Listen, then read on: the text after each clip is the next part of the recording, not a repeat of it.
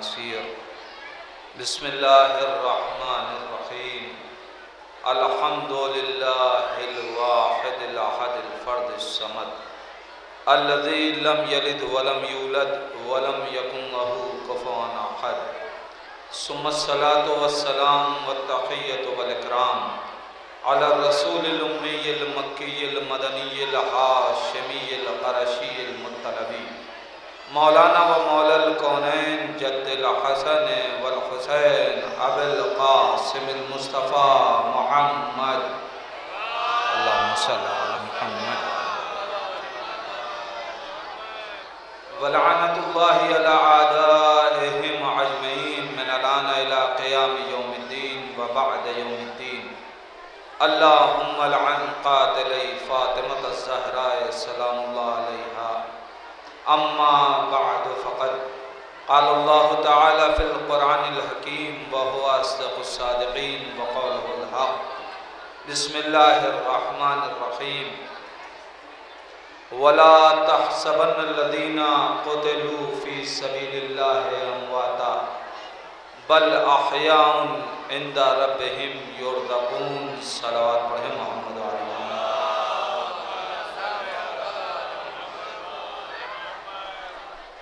عزیزان ایمان، شب جمعہ ہے،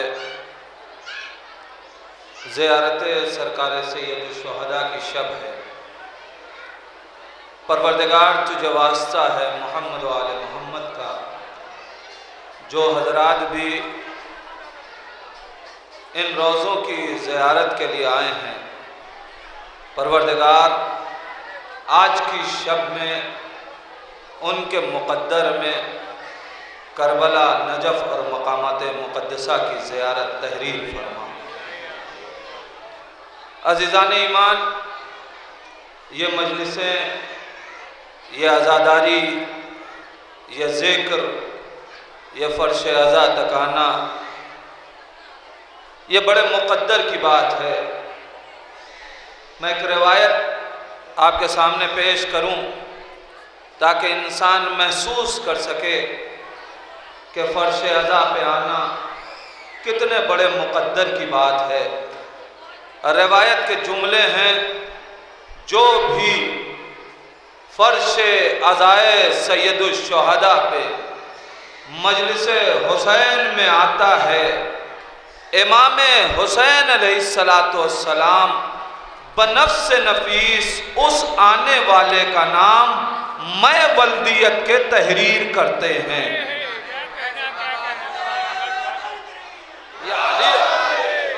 میں روایت کا جملہ ہے، دہرا رہا ہوں، ایک نتیجہ آپ کے حوالے کرنا چاہتا ہوں۔ جو بھی مجلس حسین میں شرکت کرتا ہے، امام حسین علیہ السلام اس کا نام میں ولدیت کے تحریر کرتے ہیں، امام اس کا نام میں ولدیت کے تحریر کرتے ہیں، امام اس کا نام میں ولدیت کے تحریر کرتے ہیں۔ جملہ ضائع نہ ہونے دیجئے گا عزیزان ایمان، روایت کے جملے ہیں، امام اس کا نام میں ولدیت کے تحریر کرتے ہیں۔ دیکھیے اب ہر ایک سے مجلس میں آنے کی ضد نہ کیا کیجئے، اس لیے کہ لوگوں کی اپنی اپنی مجبوریاں ہیں۔ امام میں ولدیت کے نام لکھتے ہیں۔ ایک صلوات پڑھ دیں محمد آل محمد۔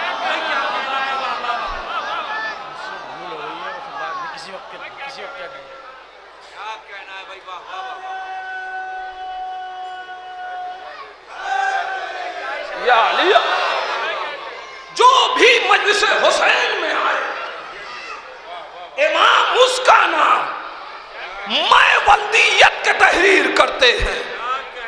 بڑی عجیب بات ہے عزیزان ایمان، جو بھی مجلس حسین میں آئے، امام اس کا نام میں ولدیت کے تحریر کرتے ہیں۔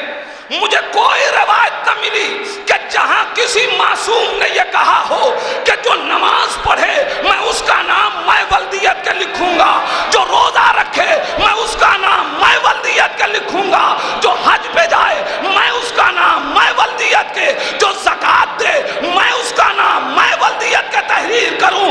روایت کے جملے ہیں، جو مجلس حسین میں آئے اس کا نام میں ولدیت کے لکھا جاتا ہے۔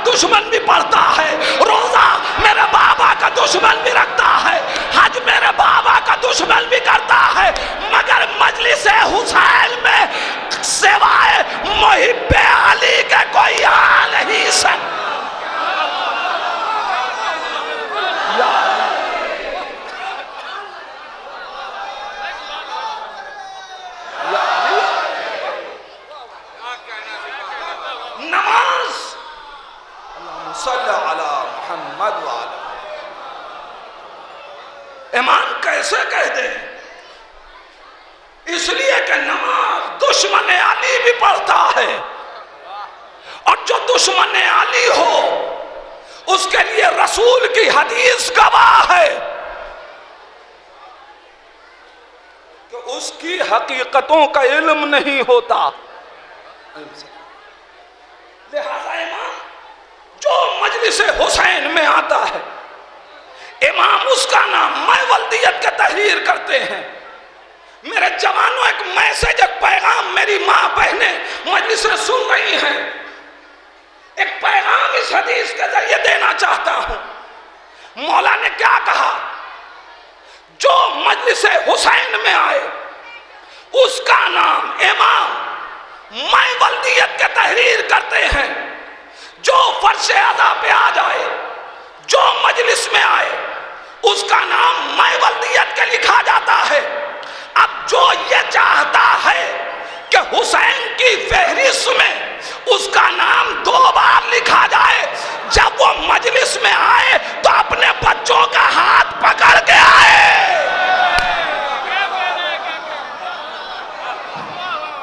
مجلسوں میں جاؤ تو اولاد کو ساتھ لے کے جاؤ۔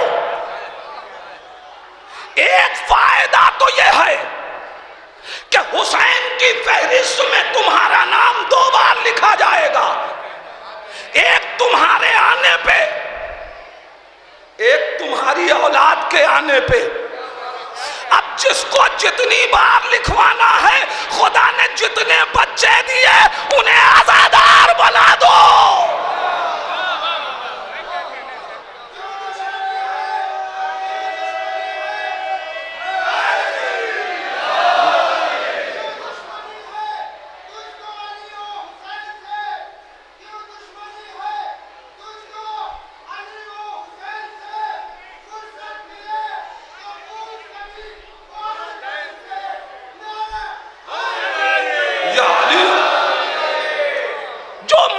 حسین میں آئے اس کا نام امام میں ولدیت کے تحریر کرتے ہیں۔ اب جو یہ چاہتا ہے کہ اس کا نام نور کے قلم سے لکھا جائے، حسین کی تحریر میں آئے، وہ اپنے بچوں کو ساتھ لے کے فرش اعضا پہ آئے۔ عزیزان ایمان، یاد رکھیے، تمام اعمال کروا کے، تمام اعمال انجام دے کے، نمازیں پڑھ کے، روزہ رکھ کے، حج کر کے، تمام کار خیر کر کے، فرشتوں سے نام لکھوانا اور ہے فرش اعضا پہ آ کے حسین سے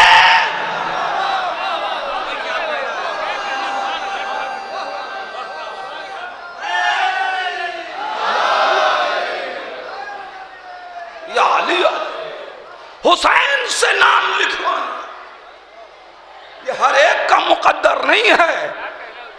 اور یہ یاد رکھیے، ساری تحریریں مٹ سکتی ہیں،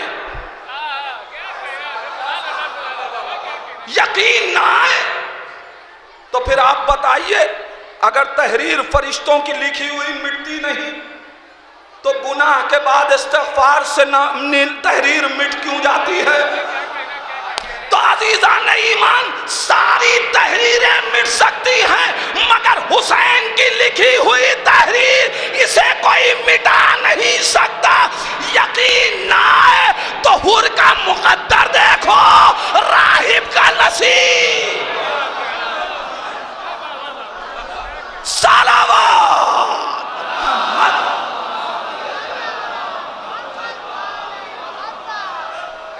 جو مجلس حسین میں آئے اس کا نام حسین اپنے قلم سے، قسم خدا کی جتنا فخر کریں ہم کم ہے، حسین اور ہمارا نام لکھیں، اس سے بڑھ کے اور کیا چاہیے کہ ہمارا امام ہمارا نام لکھے۔ اور یہ سب جانتے ہیں کہ لکھتے وقت زبان پہ وہ لفظیں آتی ہیں۔ ارے میں کیا کہہ رہا ہوں عزیزان ایمان، ارے ذرا سوچیں تو، مجلس حسین میں آتے ہیں تو ہمارا نام حسین کے لبوں پہ آ رہا ہے۔ صرف ہم حسین حسین نہیں کر رہے ہیں، اور پھر ہم کائنات سے پوچھنا چاہتے ہیں، جو دنیا ہم سے کہتی ہے کتنی مجلسیں، ہم ان سے اتنا پوچھنا چاہتے ہیں کہ حضور جب آپ نہیں مانتے تو آپ کو ان کی تحریروں پہ اتنا اعتبار ہو۔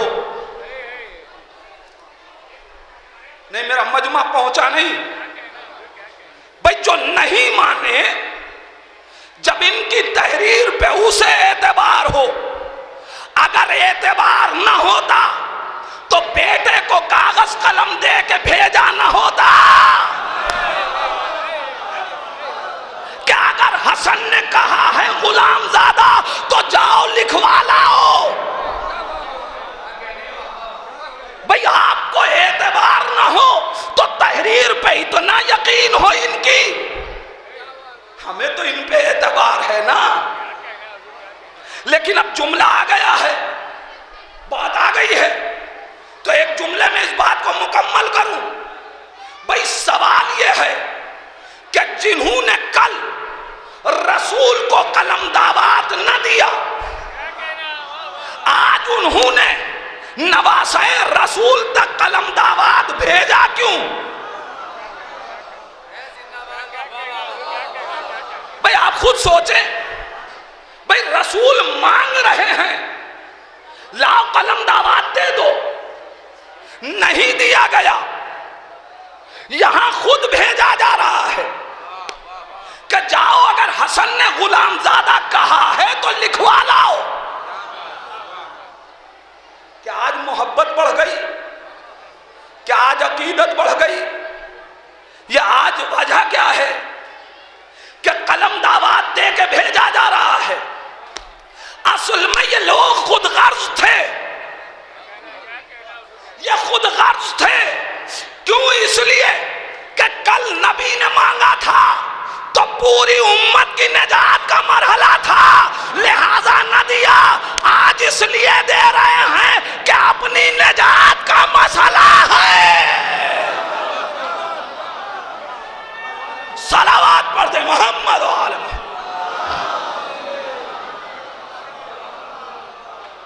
یہ ہے مجلس حسین۔ اب ہمیں کون دور کر سکتا ہے ان مجلسوں سے؟ عزیزان ایمان، چونکہ یہ زیارت اور امام حسین سے یہ شب منسوب ہے، لہذا میں نے جو گفتگو کے لیے آج موضوع منتخب کیا ہے، کربلا کی خصوصیت، انقلاب کربلا کی خصوصیت، سب حسینی، لہذا اگر ہم نہیں اس کو سمجھیں گے تو کائنات کو سمجھائیں گے کیسے؟ میں نے جو آیت آپ کے سامنے پڑھی، چونکہ یہ میرا اپنا ایک طریقہ ہے کہ ایسی مجالس میں، یہ صرف مجلسیں نہیں ہیں، یہ صرف ذکر نہیں ہے، اس لیے اگر صرف مجلس اور ذکر ہو تو اس پہ بدعت کے فتوے نہیں لگتے۔ اصل میں یہ مجلسیں نہیں ہیں، یہ ظلم کے خلاف آواز احتجاج ہے، لہذا ظالم اسے روکنا چاہتا ہے۔ لہذا میں ایک اور میسج آج اپنی اس مجلس میں دینا چاہتا ہوں۔ میں نے جو آیت پڑھی وہ اسی کے ذریعے سے شہید نمر کی بارگاہ میں خراج عقیدت پیش کرنا ہے، جس نے پوری قوم پہ ایک احسان کیا ہے۔ قسم خدا کی ہمارے جوان اکثر و بیشتر پوچھتے ہیں کہ ہم لوگوں کو کیوں نہیں اجازت مل جاتی؟ یہ جہاں چاہتے ہیں بلاسٹ کر دیتے ہیں، جہاں چاہتے ہیں مار دیتے ہیں، جہاں چاہتے ہیں ختم کر دیتے ہیں، ہمیں کیوں نہیں اجازت ملتی؟ جوانوں احسان مانو اپنے رہنماؤں کا، یہ ان کی دور اندیشی ہے کہ انہوں نے تم کو ایسی حرکتوں سے روکے رکھا۔ یہی وجہ ہے کہ یہ قوم آج بحیثیت مظلوم پہچانی جاتی ہے، ظالم کی شکل میں نہیں پہچانی جاتی۔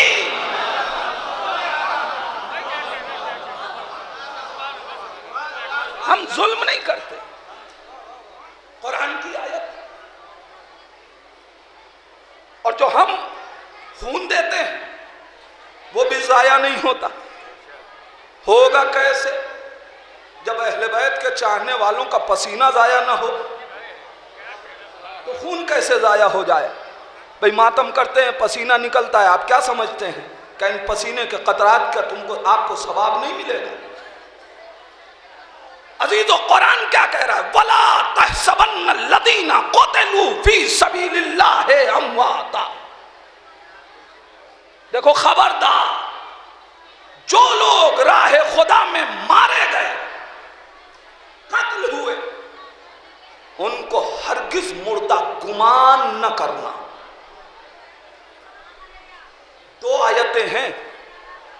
ایک جگہ قدرت نے کہا وَلَا تَقُولُوا لِمَنْ يُقْتَلُ فِي سَبِيلِ اللَّهِ أَمْوَاتًا.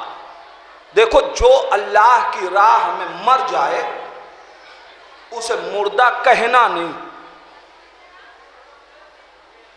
قرآن نے پہلے زبان پہ پابندی لگائی، پھر سوچ پہ بھی پابندی لگا دی. عزیزان ایمان میں سوچ رہا تھا کہ شریعت میں علماء کرام موجود ہیں، آپ تائید لے سکتے ہیں. شریعت میں انسان کتنا ہی بڑا گناہ اس کا تصور کر لے، شریعت نے اسے گناہگار نہیں مانا. ایک انسان چوری کا ارادہ کر لے، رات بھر پوری پلاننگ کی اس نے، مگر صبح چوری نہیں کی، شریعت نے اسے گناہگار نہیں مانا. تصور تھا چوری کا، مگر جب تک عمل نہ انجام دے گناہگار نہیں ہے. کتنا ہی بڑا گناہ آپ تصور کر سکتے ہو. کسی گناہ کے تصور پہ اللہ نے پہرا نہیں بیٹھایا. حتیٰ یہ کہ کسی کے لیے اللہ نے یہ نہیں کہا کہ تم یہ نہ سوچو کہ خدا دو کیوں نہیں ہو سکتا. کیا کہہ رہا ہوں عزیزان ایمان؟ اس تصور کو بھی اللہ نے گناہ نہیں مانا. کسی تصور پہ شریعت نے پہرا نہیں لگایا. اگر انسان تصور کرے صرف تصور تو گناہگار نہیں مانا. اب یہ الگ بات ہے کہ وہ خالق کریم ہے، لہذا اس نے گناہ کے تصور پہ عذاب نہیں رکھا، مگر ثواب کے تصور پہ بھی ثواب رکھا. ایک انسان صرف ارادہ کرے کہ میں اس سال زیارت پہ جاؤں گا، حالات نہیں بنے، نہیں جا سکا، مگر وہاں فرشتوں نے فہرست میں اسے ظاہر حسین لکھ لیا. ایک انسان نے صرف ارادہ کیا کہ اگر ہمارے پاس اتنی دولت آ جائے تو ہم فلاں شخص کو دے کے اس کی غربت کو دور کر دیں گے. نہیں آئی دولت، دے نہیں سکے، مگر صرف نیت کی، اللہ نے ثواب دے دیا. یہ اس کی کریمی ہے. لیکن کسی بھی تصور گناہ پہ نہ روک لگائی، نہ عذاب مرتب کیا.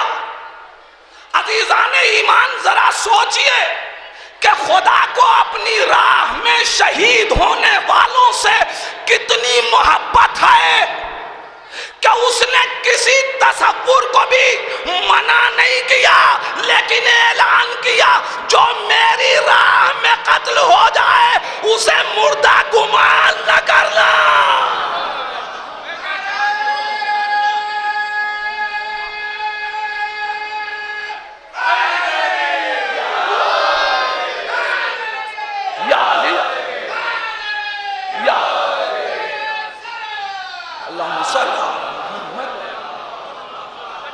جو میری راہ میں شہید ہو جائے اسے مردہ گمان نہ کرنا. پروردگار جب تو پہلے ہی کہہ چکا تھا کہ زبان پہ نہ آئے انہیں مردہ نہ کہنا، تو اب یہ تصور پہ پابندی کیوں لگائی؟ عجب نہیں قدرت آواز دے۔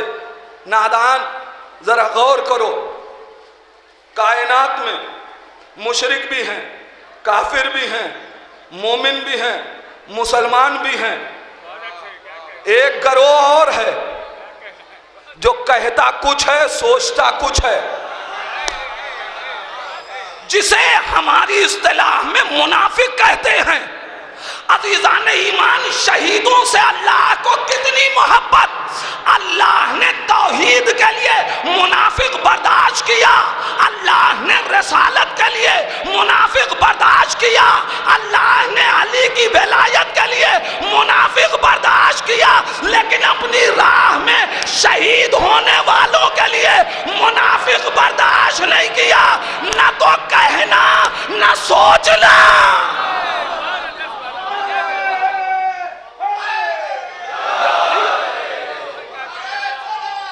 اللہم صلی علی محمد۔ نہ تو ان کو مردہ کہنا نہ سوچنا۔ عجیب منزل ہے عزیزان ایمان۔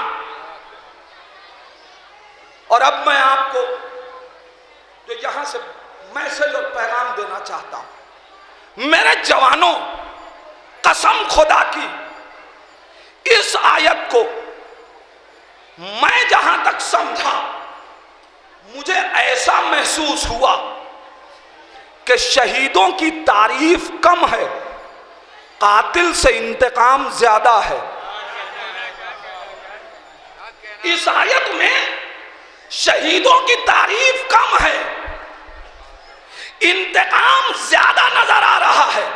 کیوں؟ اس لیے کہ قتل کرنے والا، سولی پہ چڑھانے والا یہی سوچ کے تو سولی پہ چڑھاتا ہے کہ ہم نے انہیں ختم کر دیا، ہم نے انہیں مٹا دیا، ہم نے انہیں ناپید کر دیا۔ اللہ نے آواز دی، ارے کل تک تو تم ان کی موت کا تصور کر بھی سکتے تھے، مگر اب جب میری راہ میں تو اب تمہیں حق نہیں ہے کہ تم انہیں مردہ تصور کرو۔ یہ قاتل سے انتقام ہے۔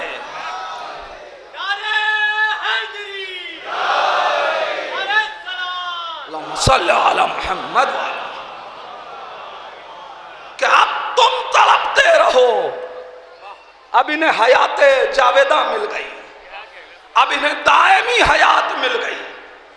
اور اب عزیزان ایمان، شہید ہونے والے شہید ہو گئے، چاہے وہ شہید نمر ہوں چاہے دوسرے شہداء ہوں۔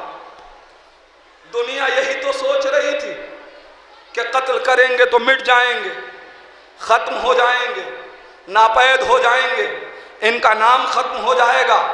میرے جوانوں، دنیا نے یہ چاہا تھا کہ شہید نمر کو اس لیے مٹا دو، پوچھئے ان کا قصور کیا تھا، تو جواب یہ ملے گا کہ یہ ہماری حکومت میں انقلاب برپا کرنا چاہتے تھے۔ میں کہوں گا نادانوں، تم نے تو شہید نمر کے کام کو آسان بنا دیا، اس لیے کہ اگر وہ زندہ رہتے تو معلوم نہیں کہ اپنے ملک میں بھی انقلاب لاتے یا نہ لاتے، لیکن تم نے ان کو قتل کر کے ساری کائنات میں انقلاب برپا کر دیا۔ ارے مجھے دنیا بتائے، ان کو تم نے قتل کیا تھا مٹانے کے لیے، انہیں قتل کیا تھا فراموش کروانے کے لیے۔ میں آپ سے پوچھتا ہوں کہ پھانسی سے پہلے شہید نمر کو لوگ جانتے تھے یا پھانسی کے بعد؟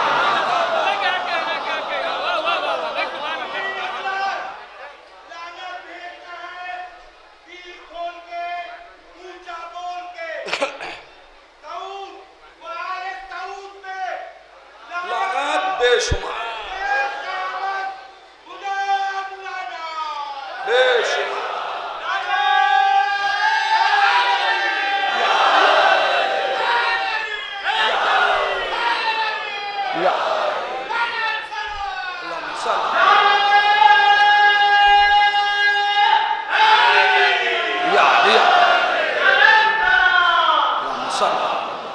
مجھے جانا کسی اور منزل تک ہے، لیکن عزیزو بات آ گئی ہے، لہذا اتنا اور عرض کروں گا ان کی شہادت کا فائدہ کیا ہوا؟ دیکھیے، اور کچھ فائدہ ہوا ہو یا نہ ہوا ہو، میں ایک فائدہ آج اس مجلس میں آپ کے سامنے پیش کرنا چاہتا ہوں۔ شہید نمر نے اپنی شہادت سے حق بیانوں کو جرأت حق بیانی دے دی۔ میں آپ سے پوچھنا چاہتا ہوں، کل تک ہم اپنی مجلسوں میں کیا نہیں جانتے تھے کہ آل سعود ہی دراصل آل یہود ہے؟ جانتے تھے، مگر نام لے کے منبروں سے حق جان کے بھی بولا نہیں جا سکا۔ اور آج ایک شہید نے اپنی شہادت سے ایسا پردہ کائنات میں اونچا کیا ہے کہ ان کے ظلم کی داستان ہر ایک کی زبان پہ ہے۔ اس کا مطلب یہ ہوا نا کہ اس شہادت کا ایک فائدہ یہ ہوا کہ حق بیانوں کو جرأت حق بیانی مل گئی۔ کل تک جن کا نام لے کے ہم منبر سے لعنتیں نہیں کرتے تھے، آج کر رہے ہیں۔ تو میرا پیغام ہے، ہمیں قتل کرنے والوں آؤ، ہم میں سے کچھ اور شہادتیں لے لو، تاکہ جس کا نام ہم منبر پہ لے کے لعنت نہیں کر پاتے، چہروں سے نقاب نوچو۔ یہ پیغام ہے، یہ شہید نمر کی شہادت کا ایک ادنا سا اثر۔ اور اب عزیزان ایمان، کائنات چاہتی ہے کہ مٹا دے، لیکن شہید باقی ہے۔ شہید شہادت دے کے اپنا فریضہ مکمل کر کے چلا گیا۔ ہم شہیدوں کے وارث ہیں نا، تو وارثوں کی کیا ذمہ داری ہے؟ ہماری بھی تو کوئی ذمہ داری ہوگی۔ شہیدوں کے تئیں ہماری ذمہ داری کیا ہے؟ قسم خدا کی ہمیں معلوم نہ ہوتا اگر ہمارے پاس کربلا نہ ہوتی۔ چونکہ کربلا موجود ہے۔ اور اب جوانوں ایک بات کہہ رہا ہوں، فخر ہے ہم کو کہ ہم 1400 برس سے جب بھی وراثت پائے تو شہیدوں کی، میں کیا کہہ رہا ہوں، ہم کبھی قاتلوں کے وارث نہیں بنے۔ یہ قوم ہمیشہ شہیدوں کی وارث بنی ہے، تاریخ اٹھا کے دیکھ لیجئے۔ لیکن وراثت پانا آسان ہے، اور اس کو محفوظ رکھنا یہ ذمہ داری کا کام ہے۔ تو اب ہماری ذمہ داری کیا ہے؟ ہماری ذمہ داری کون بتائے؟ کربلا کے بعد جو باقی رہ گئے ان وارثوں سے پوچھئے۔ بی بی زینب اور سید سجاد بتائیں گے کہ شہیدوں کے بعد وارثوں کی ذمہ داری کیا ہوتی ہے۔ سب سے پہلی ذمہ داری یہ ہے، شہیدوں کے تئیں وارثوں کی سب سے پہلی ذمہ داری یہ ہے کہ اپنے شہید کے قاتل کو رسوا کرو۔ بی بی زینب اور سید سجاد نے پہلے رسوا کیا ہے۔ اور اب عزیزان ایمان میں اپنے موضوع پہ آ گیا۔ یہ امتیاز ہے کربلا کا۔ آپ نے کبھی سوچا کربلا بھی تمام کائنات میں ہونے والے انقلابوں میں سے ایک انقلاب کا نام، لیکن آخر وجہ کیا ہے کہ کوئی انقلاب اپنے تمام تر پہلوؤں کے ساتھ محفوظ نہ رہا سوائے کربلا کے۔ اب اب یہاں سے ذرا سی تحلیلی گفتگو ہے. آخر کیا وجہ ہے کہ آج کربلا اس کا ہر پہلو محفوظ ہے؟ کیوں؟ وجہ یہ ہے کہ اس انقلاب کا قائد فاطمہ کا لال تھا. اگر بات یہ ہے تو انقلاب کربلا سے پہلے رسول اسلام جو انقلاب لائے اس کے قائد رسول ہیں جن کی آغوش میں پروان چڑھ کے حسین حسین بنے. لیکن پیغمبر کے انقلاب کی بھی اس تاریخ کی بھی تمام تر جزئیات تاریخ میں محفوظ نہیں ہے. میں بہت بڑا چیلنج کر رہا ہوں مگر دلیل دے کے جاؤں گا. مورخین نے تاریخ انقلاب پیغمبر لکھی ہے مگر تمام تر جزئیات محفوظ نہیں ہیں. دلیل کیا ہے؟ میں تمام تاریخ نہیں صرف ایک مثال لے رہا ہوں. جنگ احد اسلام کی ایک بہت اہم جنگ ہے. یہ جنگ پیغمبر کی قیادت میں ہو رہی ہے. تمام اسلامی مورخین نے لکھا، نتیجہ سنیے، تمام تر اسلامی مورخین نے پوری تفصیل لکھنی چاہیے. لکھا گیا جنگ احد کس سن میں ہوئی. لکھا گیا کہ جنگ احد میں مسلمانوں کے لشکر کی تعداد 2000 تھی، دشمن کے لشکر کی تعداد 6000 تھی. ہاں صرف علامہ شبلی نعمانی نے تعداد میں ذرا سی رد و بدل کے ساتھ انہوں نے لکھا ہے کہ جنگ احد میں مسلمانوں کے لشکر کی تعداد 3000 تھی. اگر آپ کو یہی تعداد پسند ہے تو ہمیں جھگڑا بھی نہیں ہے. لیکن چلیے 3000 تعداد صحیح. تاریخ آگے بڑھی کہ اب جو جنگ ہوئی تو 80 مسلمان شہید ہوئے. میں نے سارے پیراگراف چھوڑ دیے جو آپ سنا کرتے ہیں. کون بھاگا، کہاں تک بھاگا، کیسے بھاگا، یہ سب میں نے چھوڑ دیا. لیکن 80 افراد شہید ہوئے. اب میرا جملہ آپ کے حوالے ہے.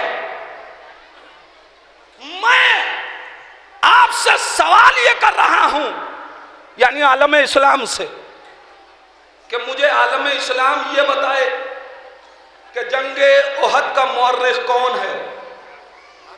مسلمان، رسول کا طرفدار، رسول کا کلمہ پڑھنے والا. مگر کوئی بھی تاریخ کی کتاب اٹھا کے دیکھیے، سب نے اتنا ہی لکھا کہ 80 افراد شہید ہوئے. میں مورخین سے پوچھنا چاہتا ہوں کہ ان 80 شہیدوں کے نام بتاؤ. میں کیا کہہ رہا ہوں عزیزان ایمان؟ مسلمانوں سے پوچھنا چاہتا ہوں کہ مجھے 80 شہید جو جنگ احد میں شہید ہوئے ان کے نام بتاؤ. وہ کون سے اصحاب تھے جو شہید ہوئے؟ ہم احسان فراموش نہیں ہیں. ہم چاہتے ہیں کہ اپنے محسنوں کی یاد منائیں. ہم چاہتے ہیں ہمیں معلوم ہو کہ کن کی قربانیوں کے ذریعے دین ہم تک پہنچا. بھاگنے والوں کے نام لکھ دیے گئے، شہید ہونے والوں کے نام بتاؤ. مگر تاریخ خاموش ہے. جبکہ مورخ مسلمان، مورخ رسول کا طرفدار، کربلا کی جنگ میں مورخ مسلمان نہیں ہے. کربلا کی جنگ میں مورخ حسین کا طرفدار نہیں ہے. مگر آج جس سے چاہو پوچھ لو کربلا میں کون کون شہید ہوا، ہمیں سارے شہیدوں کے نام معلوم۔ سوال یہ ہے کہ جب انقلاب رسول اپنی تمام تر جزئیات کے ساتھ محفوظ نہ رہ سکا تو یہ کربلا کو کس نے محفوظ کر لیا؟ اے مورخو، ہمیں ان 80 شہیدوں کے نام بتاؤ۔ مورخ عجیب ہے، مسلمان ہو کے خاموش ہے، جبکہ ہم نے شہیدوں کے نام پوچھے، قاتلوں کے نام نہیں پوچھے۔ ہم نے یہ نہیں پوچھا کہ ہمیں جنگ احد میں جو 80 شہید ہوئے ان کا قاتل کون ہے، نام بتاؤ۔ اس لیے کہ ہو سکتا ہے کہ بعد میں تاریخ کی کوئی بڑی شخصیت بن گیا ہو، لیکن قاتل کے چہرے پہ نقاب ڈالے رہو۔ یہ مقتول کا نام کیوں نہیں بتاتے؟ یہ شہید کا نام کیوں نہیں بتاتے؟ یہ بھی جانتے ہیں کہ اگر شہید کا نام بتایا تو یہ قوم بڑھ کے پوچھے گی کس نے شہید کیا۔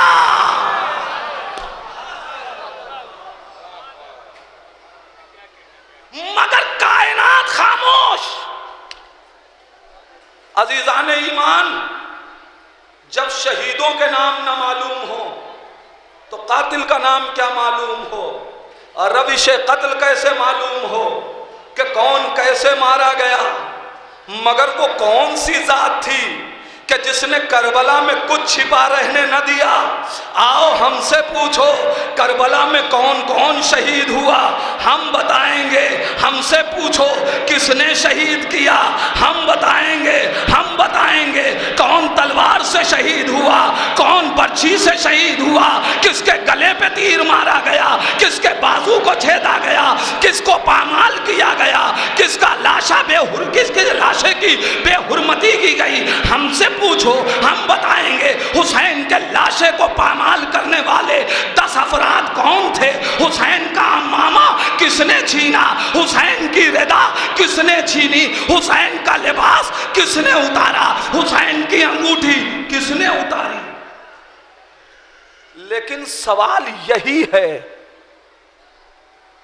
کہ جہاں مورخ مسلمان تھا وہاں تاریخ گونگی ہے، جہاں کربلا قاتلوں کے جھرمٹ میں ہے۔ ارے وہ کون تھا کہ جس نے قاتلوں کے درمیان سے کربلا کو قتل ہونے سے بچا لیا؟ کربلا کو کربلا سے باہر کون لایا؟ وہ کون ہے؟ نہیں عزیزان ایمان، اتنی آسانی سے بات مکمل نہیں ہوگی۔ سوال ہے، ہم معلوم کر رہے ہیں جنگ احد کوئی ایک چھوٹی سی جنگ کا نام نہیں ہے میرے جوان بھائیوں، یہ وہ جنگ ہے کہ جہاں قانون مرتب ہو رہے ہیں۔ ایسی جنگ جہاں قانون مرتب کیا جا رہا ہے، وہاں شہداء کے نام کی فہرست نہیں مل رہی۔ میں یاد دلاؤں، جب پورا مجمع رسول کو چھوڑ کے بھاگ گیا، علی نہ گئے، رسول اسلام نے مولا کائنات سے ایک سوال کیا، یا علی جب سب چلے گئے تو تم کیوں نہ گئے؟ آپ سنا کرتے، میں ذرا اپنے اعتبار سے پڑھنے کا آدمی، میں دست ادب جوڑ کے نبی سے پوچھنا چاہتا ہوں، یا نبی اللہ، جو نہیں گیا اس سے کیوں پوچھ رہے ہیں؟ ارے میں کیا کہہ رہا ہوں عزیزان، ارے جو بھاگے ہیں ان سے پوچھئے کہ تم ہمیں چھوڑ کے کیوں گئے؟ نہیں، چھوٹے بھائیوں کے لیے بات واضح کر دوں، اگر اسکول کھلا ہو اور بچے سب اسکول میں نہ آئے، صرف ایک بچہ آئے، کیا دوسرے دن پرنسپل اس بچے سے پوچھے گا کہ تم کیوں آئے تھے؟ جو نہیں آئے تھے سوال ان سے ہوگا، یا نبی اللہ جو بھاگے ہیں ان سے پوچھئے، یہ علی سے کیوں پوچھ رہے ہیں؟ عجب نہیں، نبی آواز دے، نادان مجھے بہانے نہیں سننے ہیں، آئے ہائے ہائے ہائے، مجھے بہانے نہیں سننے ہیں، میں نے پوچھا ہے قانون مرتب کرنے کے لیے، میں ایک قانون بنانے جا رہا ہوں۔ جیسے ہی نبی نے پوچھا یا علی سب چلے گئے تم کیوں نہ گئے، مولا کائنات نے کیا کہا؟ اکفر بعد الایمان، یا نبی اللہ کیا ایمان لانے کے بعد کفر اختیار کر لیتا؟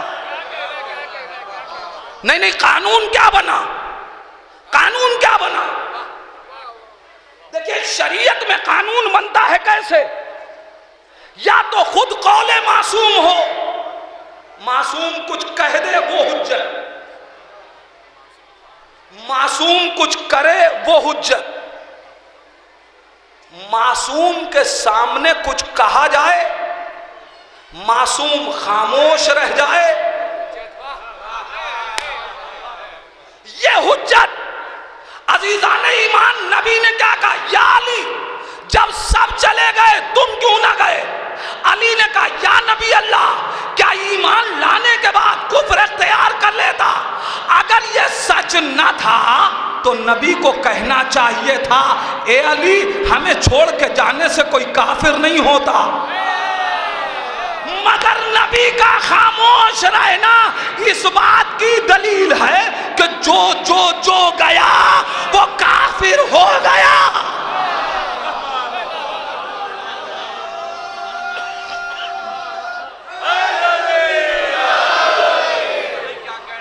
جو چلا گیا وہ کافر ہو گیا۔ ایک جملہ آپ کے حوالے کر رہا ہوں، اے مورخو اب تاریخ لکھنے میں ہمیں نہ الجھاؤ کہ بچپن میں کون مسلمان ہوا، جوانی میں کون مسلمان ہوا، بڑھاپے میں پہلا مسلمان کون ہے، ہمیں اتنا بتاؤ کہ بھاگنے کے بعد کس نے کلمہ پڑھا۔ صلوات۔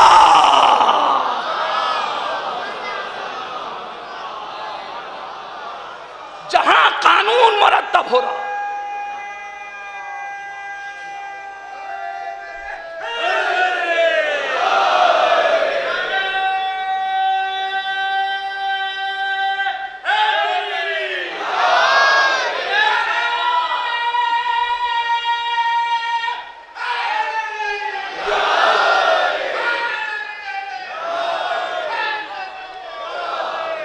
جہاں اللہم صلی علی محمد وعلی سب لوگ اپنی اپنی کربلا حاضری کو لکھوانے کے لیے مل جل کے عظمت محمد وعلی محمد پہ صلوات پڑھیں۔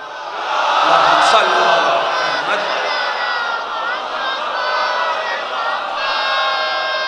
ایسی اہم جنگ، وہاں مورخ مسلمان ہے لیکن نہ بتایا جا سکا کہ کون کس کا قاتل ہے یا مقتول کون ہے۔ کربلا نہیں، جنگ احد مسلمانوں کے درمیان ہوئی، شہر کے باہر ہے مگر صحرا نہیں ہے۔ ارے کچھ تو راوی موجود ہیں جو جا کے روایت کریں گے، مگر کربلا چٹیل میدان میں ہوئی، ایک صحرا میں ہوئی، سب دشمن تھے، اپنا کوئی نہ تھا، تو وہ کون تھا کہ جس نے کربلا پہنچا دی؟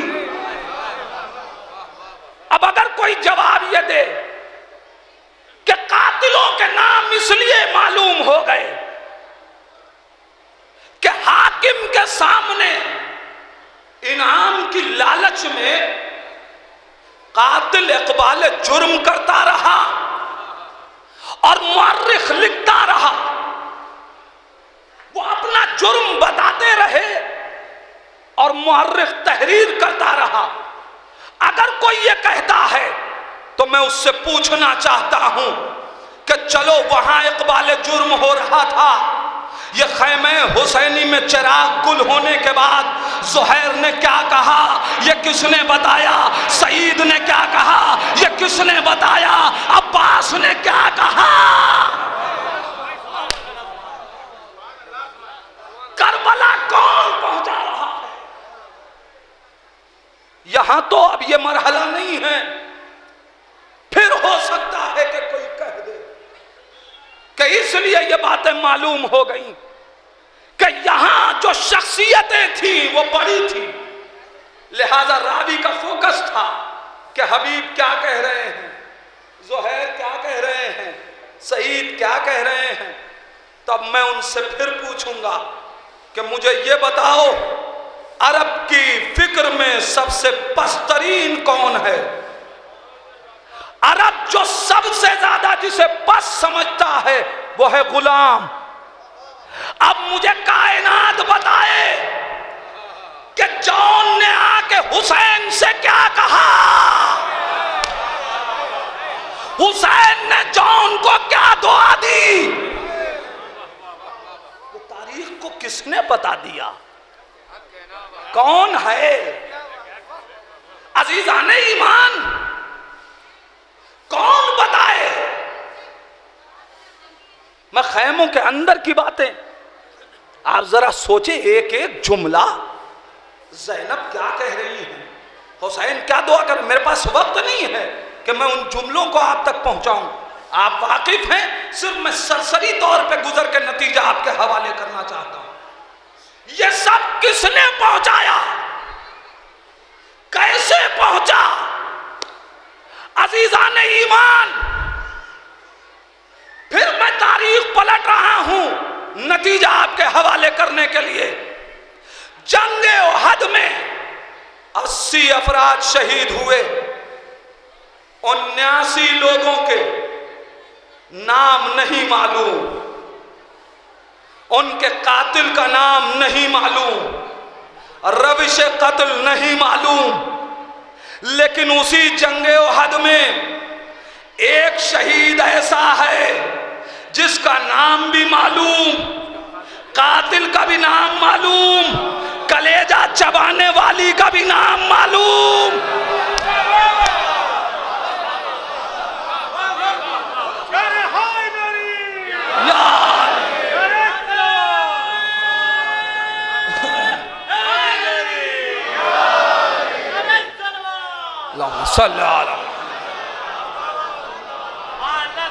اب مجھے کائنات بتائے آخر کیا وجہ ہے جہاں 79 شہیدوں کے نام معلوم نہ ہوئے وہاں جناب حمزہ کا نام بھی معلوم، سید الشہداء لقب ملا یہ بھی معلوم، کس حبشی نے قتل کیا وہ بھی معلوم، کیسے مارا گیا یہ بھی معلوم، ہندا نے جگر چبایا یہ بھی معلوم۔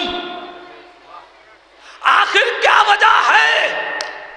میں نے جب تاریخ پڑھی تو ایک ہی نتیجہ سمجھ میں آیا، سارے شہیدوں کی شہادت کے بعد یا تو ان کے وارث نہ تھے یا تھے تو باشعور نہ تھے، لہذا انہوں نے خود تو گریہ کیا مگر عزاداری نہ کی،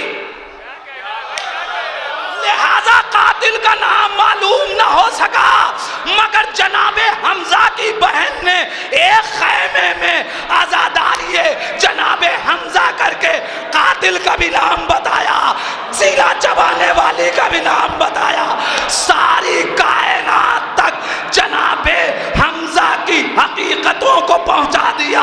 اب سمجھ میں آیا کربلا کے وارث باشعور تھے، زینب نے صرف گریہ نہیں کیا، عزاداری کی بنیاد رکھ کے یہ بھی بتایا علی اکبر کو کس نے مارا، عباس کو کس نے مارا۔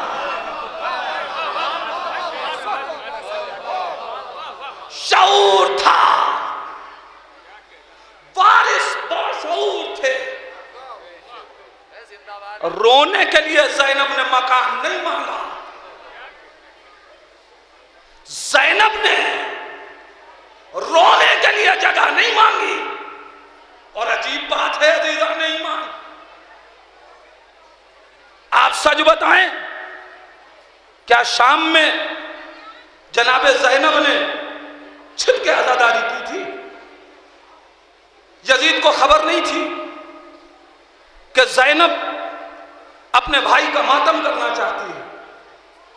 خبر تھی نا، یزید سے مکان مانگا تھا نا، یزید نے کیوں دے دیا؟ بھئی جو یزید حسین کے قتل کا فتویٰ مانگ سکتا ہے خریدار مفتیوں سے، وہ مجلس حسین پہ بدعت کا فتویٰ نہیں لے سکتا تھا؟ میں کیا کہہ رہا ہوں عزیزان ایمان، ایک نتیجہ آپ کے حوالے کر رہا ہوں۔ مگر یزید نے، زینب نے مجلس کی جگہ مانگی تو دے دیا، یزید نے کوئی بدعت کا فتویٰ نہیں لگوایا۔ اے مفتیو، اس کام میں تم یزید سے بھی زیادہ گئے گزرے نکلے۔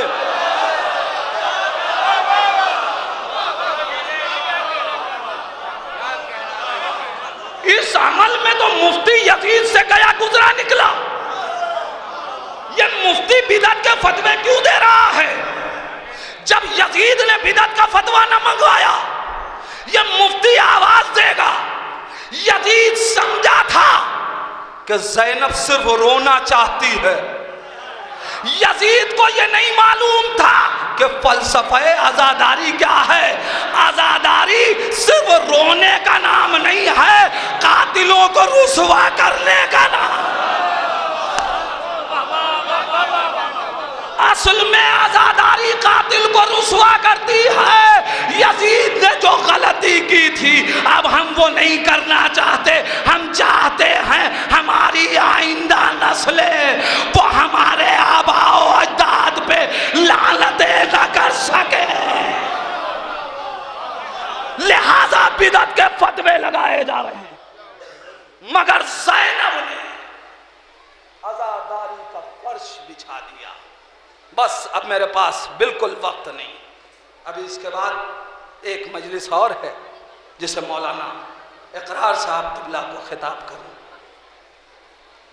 عزیزو، شب زیارت، حسین کا ذکر، حسین کی بہن کا تذکرہ، زینب کے کارناموں کا ذکر ہوا ہے۔ حسین خوش ہوئے ہوں گے۔ کیا مانگنا چاہتے ہو حسین سے؟ مانگ لو۔ جسے اولاد مانگنی ہے وہ اولاد مانگ لے، جسے اپنے بیماروں کی شفا مانگنی ہے شفا مانگ لے۔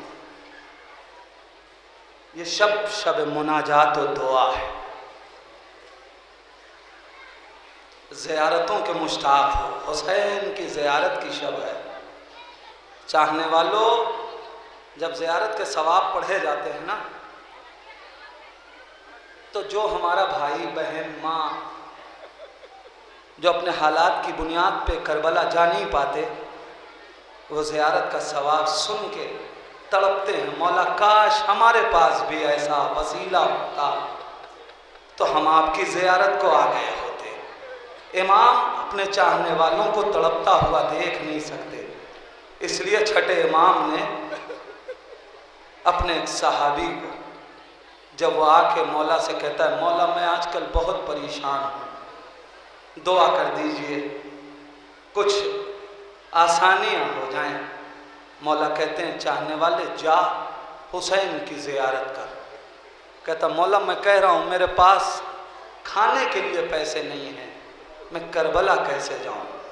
مولا کہتے ہیں میرے چاہنے والے میں نے تجھ سے یہ کب کہا کہ تو کربلا جا کے زیارت پڑھ؟ چاہنے والوں سنو، اگر حسین کا زائر بننا چاہتے ہو، کون ہے جو نہیں چاہتا؟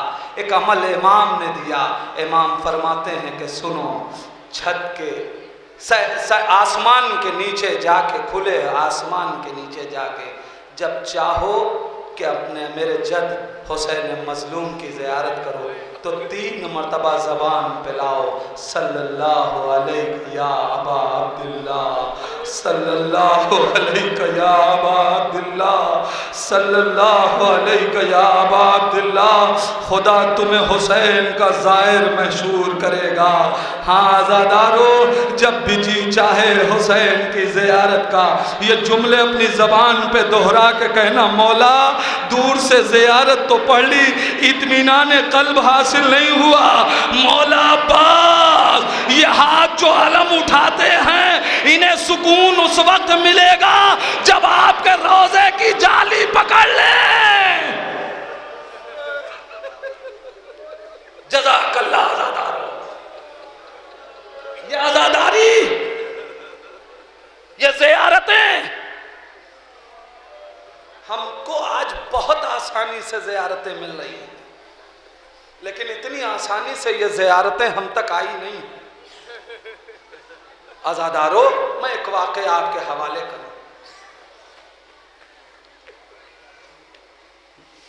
منصور دوانقی کا دور ہے، ایک چاہنے والی زیارت کرنے جانا چاہتی، منصور دوانقی نے اعلان کیا ہے جسے حسین کی زیارت پہ جانا ہے 2 لوگ آئیں، ایک کو قتل کیا جائے گا، دوسرا زیارت کو جائے گا۔ اس چاہنے والی معظمہ کے پاس اور کچھ نہ تھا، ایک چھوٹا سا بچہ تھا، اس نے اپنی آغوش میں اپنی کمائی اٹھائی، سرحد کربلا کی طرف چل دی۔ جزاک اللہ، جزاک اللہ، پروردگار ان آوازوں پہ رحمت نازل فرما۔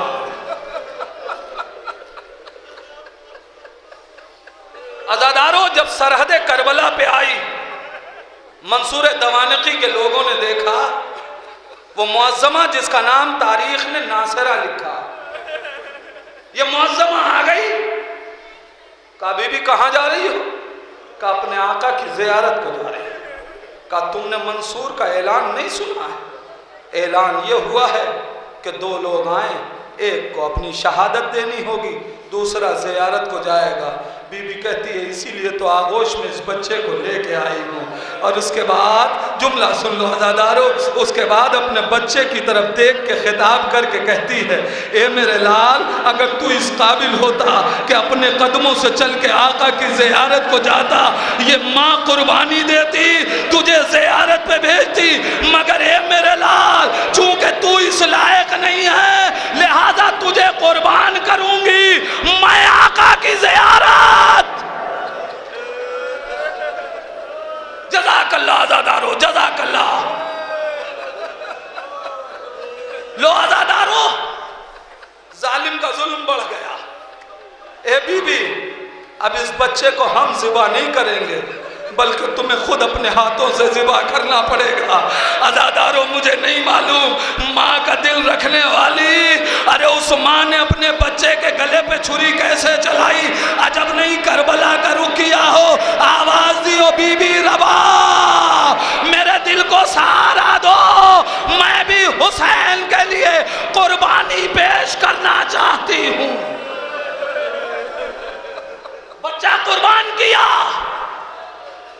بی بی سرحد کربلا میں آ کے حسین کے روزے کی جالی پکڑ لی، گریہ کرنے لگی، رونے لگی، آہو فوغا کر رہی تھی کہ ایک مرتبہ اس نے سنا کہ وہی معظمہ آواز دے رہی ناصرہ، وہ گھبرا گئی، اس عالم میں غربت میں مجھے پہچاننے والا کون ہے؟ مجھے تو کوئی جانتا نہ تھا، یہ کون میرا نام لے کے مجھے پکار رہا ہے؟ کہا اے بی بی تو کون ہے جو مجھے جانتی ہے؟ میں تو تجھے نہیں جانتی۔ وہ بی بی کہتی میں بھی تجھے نہیں جانتی، میں تو غازی عباس کے روضے پہ زیارت کر رہی تھی، وہاں ایک معظمہ اس نے کہا جاؤ حسین کے روضے پہ ایک بی بی گریہ کر رہی ہے، اس کا نام ناصرہ ہے، اس سے کہنا وہ بی بی تمہیں بلا رہی ہے۔ لو عزادارو ناصرہ سرکار حسین کے روضے سے اٹھی، سرکار وفا کے روضے پہ آئی، کیا دیکھا؟ ایک بی بی ہے، اس کی آغوش میں ناصرہ کا بچہ کھیل رہا ہے۔ عزادارو سمجھ گئے نا؟ اے عزادارو ایک مرتبہ ناصرہ نے ہاتھ جوڑا، بی بی تو کون؟ میں نے تو اس بچے کو اپنے آقا پہ قربان کیا تھا۔ معظمہ کہتی ہے اے بی بی ارے میں اسی کی ماں فاطمہ، اے ناصرہ اپنا بچہ لے لے۔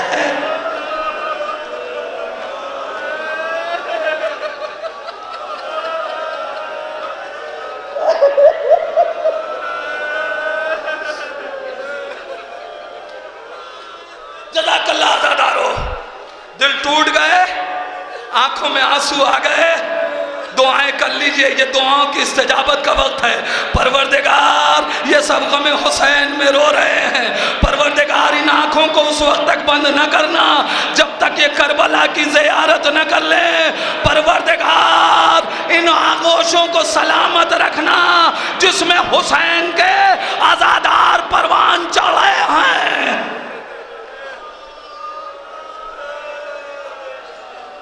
لو عزادارو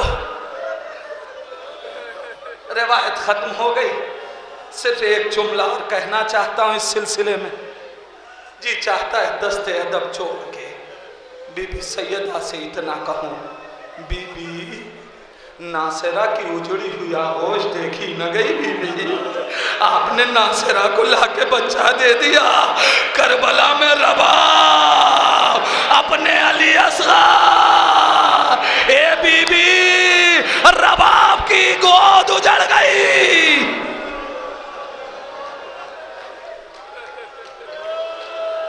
جزاکم ربکم، مجلس ختم ہو گئی، آپ نے گریہ کر لیا، دعائیں کر لی، پروردگار انہی آنسوؤں کا واسطہ ان سارے زائرین کو حرم سیدہ زینب اور سیدہ سکینہ کا زائر بنا دے۔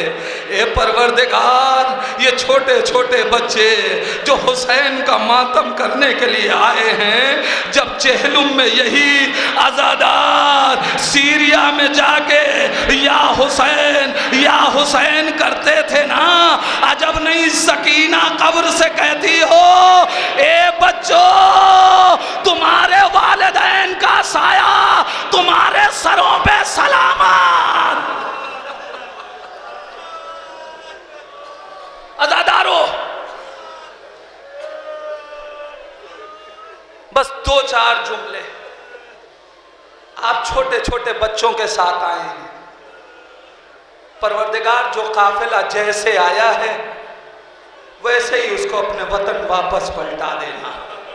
وہ تو صرف زینب کا مقدر تھا، آئی تھی تو آغوش آباد تھی، جب واپس گئی تو نہ بھائی ہیں نہ بھانجے ہیں نہ بیٹے ہیں نہ بھتیجے، 4 برس کی بچی حسین کی، بس تھوڑا سا اس کا ذکر کرنا چاہتا ہوں۔ جناب سکینہ کون بچی؟ تماچے کھائی ہوئی بچی، ستائی ہوئی بچی، کتنی چھوٹی تھی یہ بچی۔ مقتل کہتا ہے کہ جب یہ 4 برس کی بچی جب خیمہ لوٹنے کی بات آئی نا، اس وقت ایک ظالم آگے بڑھا، بچی کے کانوں سے گوشوارے اتارنا چاہتا تھا کہ سکینہ نے کہا اے آنے والے شخص، ہم اہل حرم ہیں، ہمیں ہاتھ نہ لگانا، ہم سے جو مانگے گے ہم دے دیں گے۔ شمر کہتا ہے سکینہ اپنے گوشوارے میرے حوالے کر دو۔ سکینہ ایک مرتبہ اپنے ہاتھوں کو گوشواروں تک لے گئی.